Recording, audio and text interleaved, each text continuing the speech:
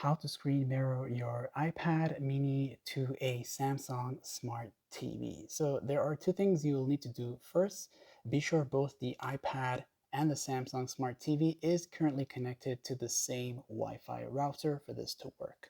And the fastest way around this, just make sure your Samsung TV has a screen that looks like this, where it just says no signal, whether it's on the HDMI part or whatnot. Just leave it like this here.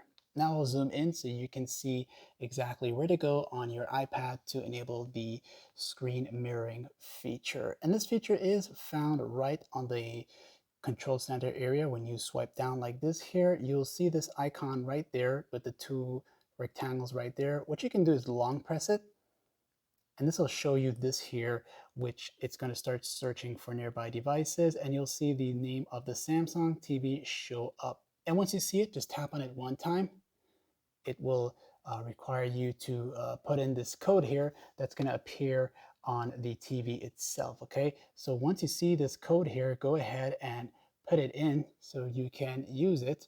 All right, so mine is 1472. So your code is going to be different, not the one that you're seeing in this video here. Okay, and of course, once you're all set and ready to go and it's fully connected, you will now see that it's actually mirroring here, and you can see the option to stop mirroring by tapping on this icon right here. Okay, so I'll show you something quickly.